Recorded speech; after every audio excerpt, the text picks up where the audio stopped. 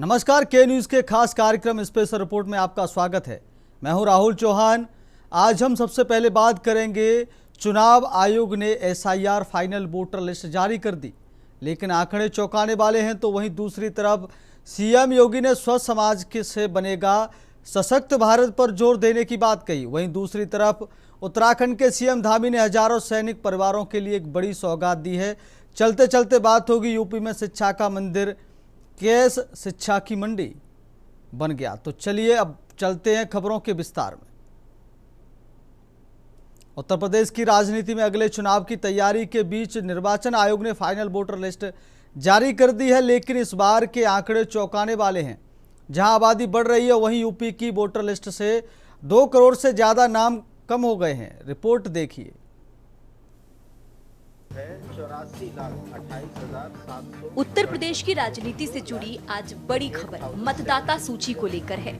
UP में अगले चुनाव की तैयारियों के बीच निर्वाचन आयोग ने फाइनल वोटर लिस्ट जारी कर दी है, लेकिन इस बार के आंकड़े चौंकाने वाले हैं। जहां आबादी बढ़ रही है, वहीं यूपी की वोटर लिस्ट से 2 करोड़ से ज्यादा नाम कम हो गए। लखनऊ से लेकर बाराबंकी तक हर जिले में नामों की बड़ी छंटनी हुई है। वहीं दूसरी तरफ उत्तर प्रदेश में 166 दिनों तक चला एसआईआर अभियान अब मुकम्मल हो चुका है। मुख्य निर्वाचन अधिकारी नवदीप रिंवा ने शुक्रवार को लखनऊ में इसका फाइनल डेटा पेश किया। इस महाअभियान की शुरुआत 27 अक्टूबर 2025 को हुई थी और 10 अप्रैल 2026 को इसका समापन हुआ। आंकड़ों की माने तो प्रदेश में अब कुल वोटरों की संख्या करीब 13 करोड़ रह गई है। साल 2024 के लोकसभा चुनाव के समय ये संख्या कहीं ज्यादा थी, लेकिन इस विशेष अभियान के बाद लिस्ट में करीब 2 करोड़ नाम हटा दिए गए हैं। ये छटनी मृत, विस्थापित और डुप्लीकेट मतदाताओं की पहचान करने के बाद की गई है। यानी 27 अक्टूबर 2025 से 6 जनवरी 2026 को जब ड्राफ्ट वोटर लिस्ट पब्लिश हुई तो 2 करोड़ 88 लाख कुछ हजार नाम कम हुए थे। उसके बाद से लेके अब 10 अप्रैल को जब हम बैठे हैं, इस अवधि में जो नाम कटे या डिलीट हुए या विलोपित हुए, वो मैंने फिगर पहले बताया था, कुल मिला के सारी कैटेगरीज का। हाँ, मतलब क्योंकि बड़ा चंक तो 6 जनवरी तक हो गया। 6 जब पब्लिश हुआ तो 2 करोड़ 88 लाख कुछ हजार कट गए थे। उसके बाद का लेखा जोखा आपके सामने रखा जा रहा है। 8,15,996 8,15,996 सारी कैटेगरीज को मिलाकर। अब जो आपका प्रश्न था कि नोटिसेस, यानी जिसमें 2 तरह के थे, नो मैपिंग भी था, लॉजिकल डिस्क्रिपेंसी भी था, तो वो 3,50,436 नाम इस वजह से कटे। मैं फिर रिपीट कर रहा हूँ, 3 करोड़ 26 लाख को नोटिस गया, लोगों ने जवाब दिया, जिनका असंतोषजनक था इस वजह से उनका नाम कटा, वो है 3,50,436, 3,50,436। एसआईआर से संबंधित महत्वपूर्ण आंकड़े। कुल मतदाता साल 2026 करीब 13.39 करोड़। हटाए गए नाम 2.06 करोड़। अभियान की अवधि 166 दिन। मैदान में उतरी टीम 1.77 लाख से ज्यादा बीएलओ। राजनीतिक भागीदारी 5.82 लाख बूथ लेवल एजेंट। इस शुद्धिकरण का सबसे बड़ा असर राजधानी लखनऊ में दिखा, जहां एक झटके में 12 लाख से ज्यादा नाम कम हो गए। अभियान के दौरान पाया गया कि हजारों नाम ऐसे थे जो या तो दुनिया छोड़ चुके थे या शहर बदल चुके थे। हालांकि इस बीच करीब 2.90 लाख नए युवा मतदाता जुड़े भी हैं। यही हाल बाराबंकी का रहा, जहां एडीएम निरंकार सिंह ने पुष्टि की है कि पुरानी सूची के मुकाबले 2.58 लाख नाम घटे हैं। निर्वाचन आयोग का साफ कहना है कि इस कवायद का मकसद वन वोटर वन आईडी के सिद्धांत को मजबूत करना है, ताकि चुनाव में फर्जीवाड़े की कोई गुंजाइश ना रहे। 3,28,350 एब्सेंट या परमानेंटली शिफ्टेड रीजन की वजह से नाम कटे हैं। 6 जनवरी से लेके 10 अप्रैल तक। हम आपको वैसे नोट बांट भी रहे हैं, प्रेस नोट, और ऑलरेडी एनरोल्ड जिनका नाम मल्टीपल टाइम्स होता है तो वो नाम कटवाते हैं, तो 79,076 79,076 मृत्यु की वजह से, डेथ होने की वजह से वोटर की 55,865 55,865, और नॉट इंडियन सिटीजन या अंडर एज इस वजह से 2,269 2269, और कुल मिला के इनका टोटल करें तो 8,15,996। आसान तरीके से आप देख सकते हैं नाम। वेबसाइट पर जाएं, विवरण द्वारा बिना एपिक नंबर के अपना नाम, पिता, पति का नाम और जिला डालकर सर्च करें। मोबाइल नंबर, रजिस्टर्ड मोबाइल पर OTP मंगाकर अपना स्टेटस देखें। अगर इस फाइनल लिस्ट में आपका नाम नहीं है तो घबराएं नहीं, लोकतंत्र आपको दोबारा मौका देगा। आप चुनाव आयोग के पोर्टल पर जाकर फॉर्म नंबर 6 भर सकते हैं। अगर आपके आवेदन पर अधिकारी आपत्ति जताता है तो आप 15 दिनों के भीतर जिला मजिस्ट्रेट के पास पहली अपील और इसके बाद 30 दिनों के भीतर मुख्य निर्वाचन अधिकारी के पास दूसरी अपील कर सकते हैं। साफ है कि यूपी की वोटर लिस्ट अब पहले से ज्यादा क्लीन है। निर्वाचन आयोग ने अपनी मशीनरी के जरिए उन करोड़ों नामों को बाहर कर दिया जो कागजों पर तो थे लेकिन जमीन पर नहीं। अब जिम्मेदारी आपकी है। इन सबके बीच सवाल बड़ा है, आखिर क्यों कटे इतने नाम और इसका असर कितना आने वाले चुनाव पर पड़ेगा। स्पेशल डेस्क के न्यूज इंडिया। अब बात करें अगली स्पेशल रिपोर्ट की। उत्तर प्रदेश के मुख्यमंत्री योगी आदित्यनाथ ने दिल की बीमारियों के बढ़ते खतरों को लेकर देश और प्रदेश को आगाह किया है। लखनऊ में कार्डियोलॉजिकल सोसाइटी ऑफ इंडिया के कार्यक्रम में सीएम ने दो टूक कहा कि बीमारू नागरिक और समाज कभी सशक्त नहीं हो सकता। उन्होंने डॉक्टरों से लेकर आम जनता तक को एक बड़ा संदेश दिया है। विकसित भारत का सपना तभी पूरा होगा जब भारत का नागरिक स्वस्थ होगा। उत्तर प्रदेश के मुख्यमंत्री योगी आदित्यनाथ ने दिल की बीमारियों के बढ़ते खतरे को लेकर देश और प्रदेश को आगाह किया। लखनऊ में कार्डियोलॉजिकल सोसाइटी ऑफ इंडिया के कार्यक्रम में सीएम योगी ने दो टूक कहा कि बीमारू नागरिक और समाज कभी सशक्त नहीं हो सकता। उन्होंने डॉक्टरों से लेकर आम जनता तक को एक बड़ा संदेश दिया है। आपको बता दें कि राजधानी लखनऊ में सीएम योगी आदित्यनाथ ने दिल की सेहत को लेकर अपनी गंभीर चिंता व्यक्त की। मौका था कार्डियोलॉजिकल सोसाइटी ऑफ इंडिया द्वारा आयोजित नेशनल इंटरवेंशनल कार्डियोलॉजी कार्यक्रम का। सीएम योगी ने साफ शब्दों में कहा कि दिल की बीमारी आज एक गंभीर चुनौती है। उन्होंने चुटकी लेते हुए और आगाह करते हुए कहा कि जब हार्ट ब्लॉक होता है तो दूसरे लोग की यात्रा शुरू हो जाती है। मुख्यमंत्री ने इस बात पर जोर देते हुए कहा कि सरकार मेडिकल डिवाइस पार्क और फार्मा पार्क के जरिए इलाज को सस्ता और सुलभ बनाने की कोशिश कर रही है, लेकिन केवल अस्पतालों के भरोसे दिल की बीमारी को महामारी बनने से नहीं रोका जा सकता। सीएम योगी की बड़ी बातें। बीमारू समाज, बीमार नागरिक और समाज विकसित भारत की परिकल्पना को साकार नहीं कर सकते। अस्पतालों का बोझ। KGMU की OPD में रोज 14,000 और एम्स दिल्ली में 16,000 मरीज। इतनी भीड़ में इलाज की सीमाएं हैं। Silent killer. Mobile screen time 4 से 6 घंटे और देर रात तक जागना बीमारियों की जड़ है। सावधानी, इलाज से बेहतर है बचाव। आज हम सब जिस चुनौती से घिरे हुए हैं, इसके दो पक्ष हम सबके सामने बहुत स्पष्टता के साथ दिखाई देते हैं। एक पक्ष बचाव का है और एक पक्ष उपचार का है। मैं हमेशा इस बात को मानता हूं कि आप इस फील्ड के विशेषज्ञ हैं तो स्वाभाविक रूप से आपको दूसरा पक्ष पसंद होगा, क्योंकि आपका उपचार में रुचि है। आपको अपने इनोवेशन को और अपने रिसर्च को आगे बढ़ाने के लिए इस फील्ड में रुचि भी है और अपने प्रोफेशनल को आगे बढ़ाने में भी आप तभी आगे बढ़ सकते हैं जब इसमें कुछ नयापन करके दिखाएंगे। लेकिन अगर आप मुझ जैसे व्यक्ति से पूछेंगे तो मैं इसके पहले पक्ष में ज्यादा विश्वास कर रहा हूं। मेरा मानना है कि हमें बचाव के पक्ष पर विशेष ध्यान देकर के अवेयरनेस के उस कैंपेन को आगे बढ़ाना चाहिए, जो व्यक्ति को एक स्वस्थ दिनचर्या के लिए और स्वस्थ लाइफ स्टाइल के लिए उसको तैयार कर सके। और यह आने वाले समय की उन चुनौतियों के लिए हम सबको तैयार करेगा,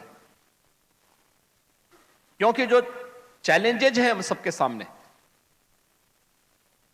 उसके बारे में जिस तेजी के साथ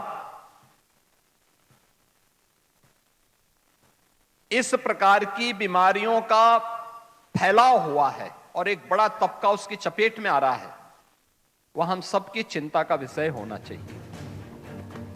योगी आदित्यनाथ ने आज के दौर की सबसे बड़ी समस्या मोबाइल एडिक्शन पर कड़ा प्रहार किया। उन्होंने कहा कि आज लोग औसतन 4 से 6 घंटे मोबाइल स्क्रीन पर बिता रहे हैं। देर रात तक जागना और सुबह देर से उठना शरीर को बीमारियों का घर बना रहा है। सीएम ने डॉक्टरों से अपील की है कि वो सिर्फ दवा न लिखें, बल्कि मरीजों को उनकी दिनचर्या बदलने के लिए प्रेरित करें। उनके अनुसार जब तक एक बड़ा जन जागरूकता अभियान नहीं चलेगा, तब तक सरकारी या निजी अस्पतालों की भीड़ कम नहीं होगी। सिर्फ लाइफस्टाइल ही नहीं, सीएम ने हमारी थाली में परोसे जा रहे जहर यानी मिलावट पर भी तीखे प्रहार किए। उन्होंने एक घटना का जिक्र करते हुए बताया कि कैसे बिना डेयरी के एक प्रतिष्ठान सैकड़ों क्विंटल खोया और पनीर बेच रहा था। मुख्यमंत्री ने स्पष्ट संदेश दिया कि मिलावटी खाद्य पदार्थों के खिलाफ सरकार की सख्ती जारी रहेगी, क्योंकि अनजाने में लोग जो खा रहे हैं वही उनके दिल को कमजोर कर रहा है। इस समारोह में उपस्थित सीएसआई के प्रेसिडेंट। एक सवाल बड़ा है। एक तरफ सीएम योगी का साफ संदेश है कि इलाज पर निर्भर रहने के बजाय हमें अपनी आदतों को सुधारें, मोबाइल का समय घटाएं, व्यायाम बढ़ाएं और मिलावट के खिलाफ जागरूक बनें, क्योंकि एक स्वस्थ शरीर में स्वस्थ संसार बसता है।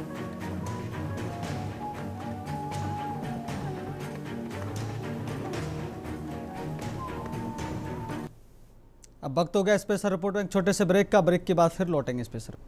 ब्रेक के बाद फिर आपका बहुत स्वागत है स्पेशल रिपोर्ट में और आगे बढ़ते हैं स्पेशल रिपोर्ट में। सीएम धामी ने कठीमा में नवनिर्मित सीएसडी कैंटीन और सैनिक मिलन केंद्र का उद्घाटन कर हजारों सैनिक परिवारों के लिए एक बड़ी सौगात है।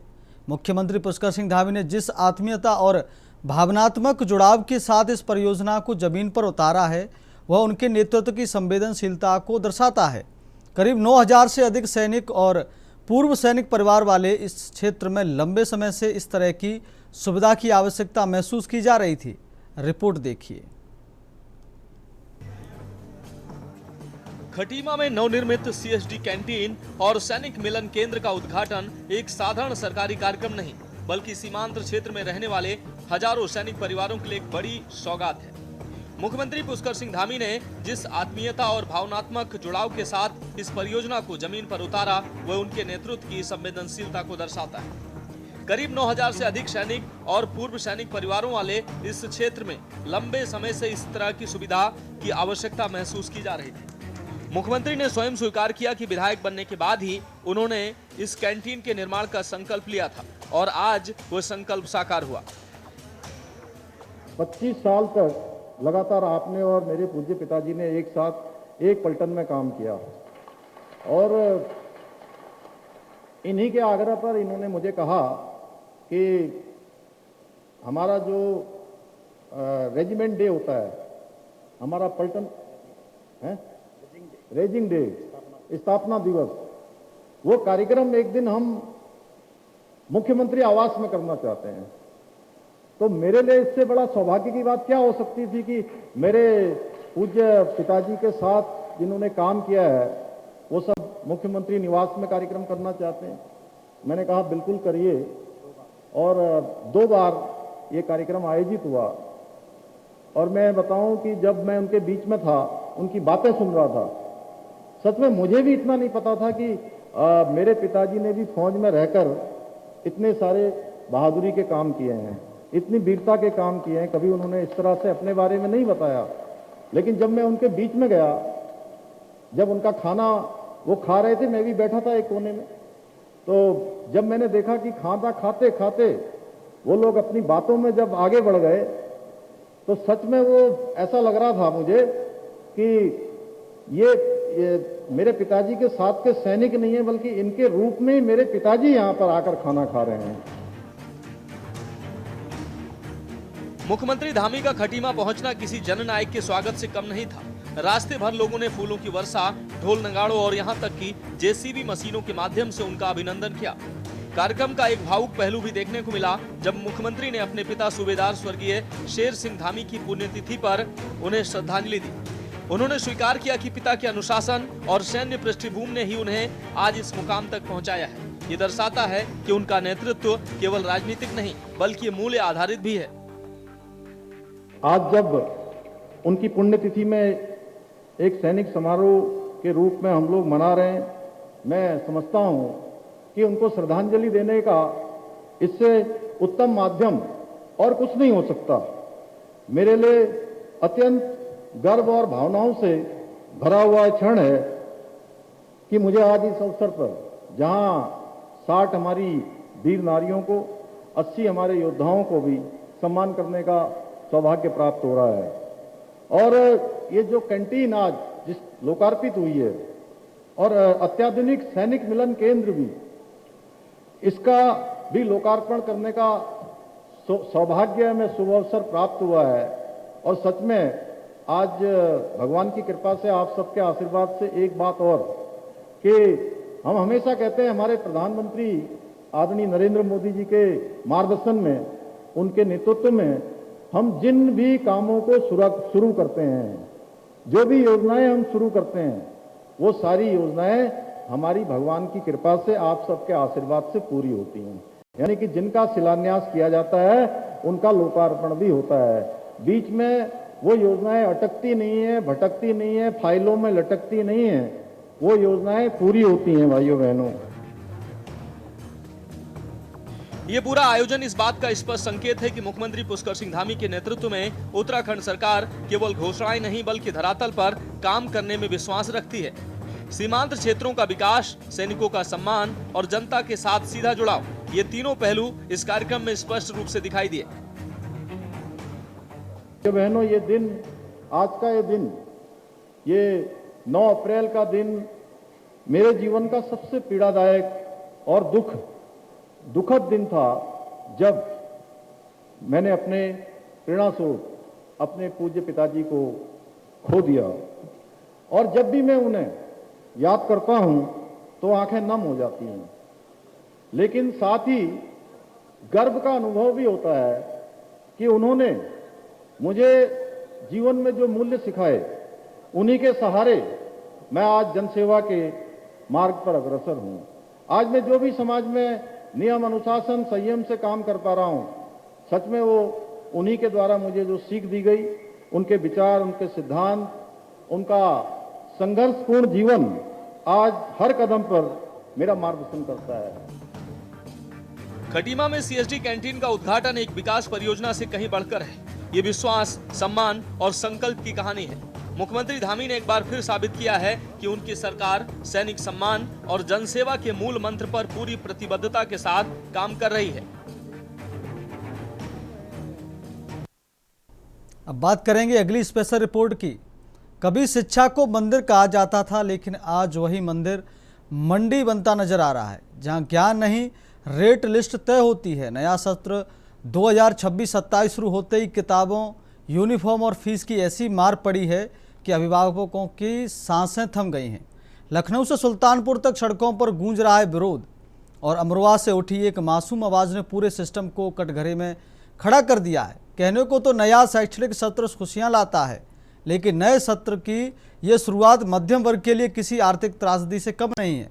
स्कूलों के गेट से लेकर किताबों की दुकानों तक एक ऐसा सिंडिकेट खड़ा कर दिया गया है जहां शिक्षा सेवा नहीं बल्कि मुनाफाखोरी का मेगा मॉल बन चुकी है। सवाल सीधा है, क्या शिक्षा अब अधिकार नहीं, सिर्फ अमीरों की सुविधा बनकर रह जाएगी? क्या बचपन फीस स्लिप के नीचे दबता रहेगा? पहले रिपोर्ट देखिए। आज हम बात कर रहे हैं उस सफेद लूट की जो हर साल अप्रैल के महीने में शिक्षा के मंदिरों से शुरू होती है। नए शैक्षणिक सत्र 2026-27 का आगाज हो चुका है, लेकिन बच्चों की मुस्कान के पीछे अभिभावकों की आंखों में आंसू है। कहीं लखनऊ की सड़कों पर छात्र शिक्षा का व्यापार बंद करो के नारे लगा रहे हैं, तो कहीं सुल्तानपुर में कांग्रेस का हल्ला बोल है। लेकिन सबसे ज्यादा स्पेशल रिपोर्ट में फिलहाल इतना ही। बने रहिए मेरे साथ।